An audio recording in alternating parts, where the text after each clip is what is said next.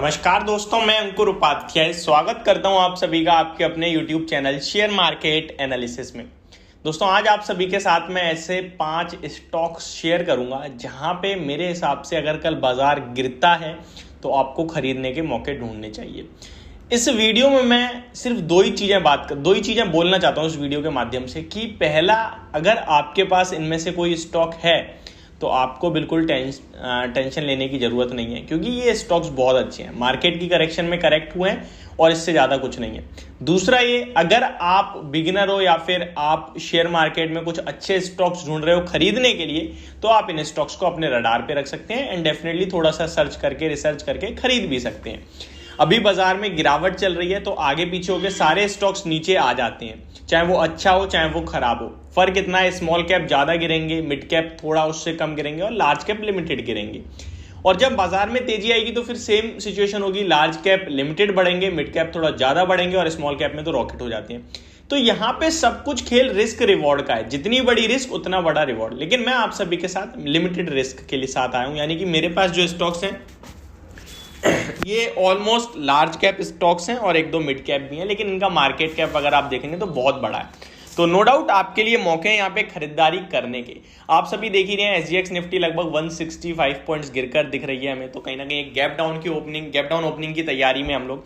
Dow Jones में आपने Friday के सेशन में 400 पॉइंट्स डाउन क्लोजिंग देखी, ऊपर से 800 पॉइंट्स गिरकर बंद हुए हैं। तो ये सारी चीजें संकेत तो ऐसे दे रहे हैं कि कल के सेशन में बाजार में गिरावट हो सकती है, चाहे वो आईएमएफ की रिपोर्ट हो या फिर वो वर्ल्ड बैंक का जीडीपी में कटौती करने की रिपोर्ट हो या फिर जेफरीज की रिपोर्ट हो कि निफ्टी में टेस्ट 15,500 अगेन। अगर इस बीच में बाजार गिरता है तो आपके लिए ये स्टॉक्स डेफिनेटली अच्छा पैसा बना के देंगे, ऐसा मुझे लगता है। एक और चीज मैं आप सभी के साथ बोलना चाहता हूं, चाहे ये स्टॉक्स हो या बाजार में कोई भी स्टॉक हो, लॉन्ग टर्म के हिसाब से अगर आप खरीद रहे हो तो अभी ये समय नहीं है कि आप वन टाइम इन्वेस्टमेंट करो, यानी कि लमसम अमाउंट एक साथ पैसा नहीं लगाना। इस समय एसआईपी या फिर स्टैगर्ड वे में, मतलब एक ही होता है दोनों का, सिर्फ एक साथ पैसा नहीं, स्टैगर्ड वे में ही लगाना है। जो भी स्टॉक लेना है ये समझ लो अभी गिरेगा यहां से, और गिरेगा मींस मुझे पैसा बचाना है और गिरावट में खरीदना है। समझ गए होंगे होप आप लोग। चलिए स्टार्ट करते हैं स्टॉक की लिस्ट को। दोस्तों, उससे पहले आप सभी से एक रिक्वेस्ट है, जो लोग चैनल पे पहली बार आए हैं वो please hit the like button और सब्सक्राइब कर लो चैनल को, ताकि मार्केट से रिलेटेड हर खबर आप तक पहुंचे सबसे पहले। दोस्तों, वीडियो इन्फॉर्मेटिव लगे तो प्लीज इसको लाइक कर देना। वैसे तो मैंने पहले ही बोल दिया hit the like button, but ठीक है, चलिए स्टार्ट करें। तो पहला स्टॉक जो मेरी लिस्ट में है वो है दोस्तों एक केमिकल का स्टॉक, और स्टॉक का नाम है आरती इंडस्ट्रीज। इस शेयर के बारे में मैं आपको ज्यादा कुछ नहीं बताऊंगा, बस इतना बोलना चाहूंगा कि हर 4 साल में ये स्टॉक आपका पैसा डबल कर देता है, यानी 25% की कैगर से। जितना बड़ा चार्ट खोलेंगे देखेंगे उतना बड़ा रिटर्न मिलेगा आपको। जब भी खरीदने जाएं तो 5 मिनट समय दें अपने स्टॉक को, कम से कम आरओई, आरओसीई यानी return on equity, return on capital employ, profit की कैगर, कंपनी के वैल्यूएशन में ज्यादा कुछ नहीं तो पीई और बुक वैल्यू पर शेयर ही चेक कर लें, शेयर होल्डिंग पैटर्न चेक कर लें, पिछले कुछ साल के रिटर्न्स चेक कर लें, कंपनी का पैट चेक कर लें। इससे ज्यादा कुछ भी चेक करने की जरूरत है नहीं आपको। डेट की बात है तो डेट भी चेक कर सकते हैं आप। ये सारी चीजें देखेंगे तो आपको समझ में आएगा स्टॉक ठीक है, अच्छा है या खराब है। ये सब चीजें आप डेफिनेटली किसी भी स्टॉक में इन्वेस्टमेंट करने से पहले जरूर देखा करें, मैं आपसे हम्बल रिक्वेस्ट करूंगा।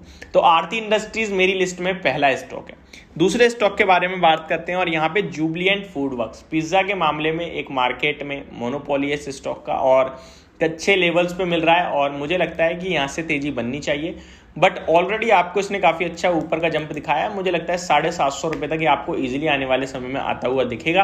तो गिरावट में यहाँ भी आप खरीदने के मौके ढूंढ सकते हैं। नेक्स्ट स्टॉक है एक मोनोपोली है, प्योर मोनोपोली है, प्रॉपर मोनोपोली। स्टॉक का नाम है IRCTC, Indian railway catering and tourism corporation. जब भी फोकस में आता है काफी तेज रैली देने लगता है। रेवेन्यू की अपडेट आई थी कंपनी की अभी 2-3 दिन पहले Q2 की, तो लगभग 92% का रेवेन्यू जंप करता हुआ दिख रहा है। वो इसलिए क्योंकि लास्ट ईयर बेस जो है वो बहुत कमजोर है, इसलिए कमजोर है क्योंकि लास्ट ईयर ट्रैवल उतना था नहीं, टूरिज्म उतना था नहीं, क्योंकि कोविड के डर थे। लेकिन अभी पूरी तरीके से खुल चुका है तो रेवेन्यू तंगड़ी तरीके से उछाल मारता हुआ दिख रहा है आपको। मुझे लगता है ये स्टॉक आपकी लिस्ट में होना चाहिए। वैल्यूएशन वाइज बहुत महंगा है एंड शायद ऐसा ही रहेगा, मुझे ऐसा लगता है। नेक्स्ट स्टॉक के बारे में बात करें, यानी कि अपने थर्ड स्टॉक के बारे में, तो ये एक फार्मा काउंटर है और स्टॉक का नाम है डिवीज लैब। ये एक मल्टी बैगर शेयर है। काफी लोग कहते हैं कि बड़े शेयर्स मल्टी बैगर नहीं बनते, तो इस स्टॉक का एक बार चार्ट खोलना आपको समझ में आएगा कि क्वालिटी होनी चाहिए, बड़े छोटे से मतलब नहीं होता। ये स्टॉक 2003 में लगभग बाजार में आया था और 14,000 रुपये भी अगर आपने इसके आईपीओ में लगाए हैं और आज 19 साल के लगभग हुए रोकते तो आपके वो 14,000 लगभग more than 90 lakhs to 1 crore rupees हो चुके हैं। तो अब आप समझ सकते हैं कितना बड़ा मल्टीबैगर है। इस शेयर का ऊपर में 5400 का हाई है और अभी ये 3500 3600 के लेवल्स पे मिल रहा है। ऊपर से इतना गिर गया है ना, फिर भी अगर आप 5 साल के रिटर्न देखेंगे तो लगभग आपके 50% से ज्यादा के पर ईयर के रिटर्न हैं। अगर आप टॉप से कंपेयर करेंगे तो लगभग 100% से भी ज्यादा के रिटर्न बन रहे हैं, यानी हर साल आपका पैसा डबल हो रहा है। बहुत तगड़ा स्टॉक है और आपको अभी गिरावट मिल रहा है क्योंकि विदेश में जो प्रॉब्लम है उसकी वजह से स्टॉक पे बैंक पड़ रहा है, क्योंकि स्टॉक जो है अपना 85% पैसा जो है वो एक्सपोर्ट करके कमाता है। तो एक्सपोर्ट्स में प्रॉब्लम आ सकती है, इसके चलते बाजार इसको डिस्काउंट कर रहा है नेगेटिव में। नेक्स्ट स्टॉक और लास्ट स्टॉक के बारे में बात करूं तो आईटी का लीडर कहीं ना कहीं इन्फोसिस को मैं रिकमेंड करना चाहूंगा, क्योंकि टीसीएस इन्फोसिस दोनों मुझे बहुत पसंद है, बट इन्फोसिस इसलिए क्योंकि बायबैक हुआ है। हालांकि बायबैक का डायरेक्ट हमें फायदा नहीं होगा रिटेल इन्वेस्टर्स को, बट इनडायरेक्टली होगा। जब भी शेयर गिरेगा तो बायबैक के द्वारा कंपनी खरीदेगी, तो मुझे लगता है कि सपोर्ट बन जाएगी, डाउनसाइड लिमिटेड हो जाएगी और आपका पैसा अच्छा बन सकता है यहाँ से। तो ये 5 स्टॉक्स हैं मेरे तरफ से आपके लिए। होप आपको वीडियो समझ में आई होगी। कोई भी स्टॉक खरीदने से पहले थोड़ी सी रिसर्च जरूर करें। Thank you so much for watching this video. Have a great day.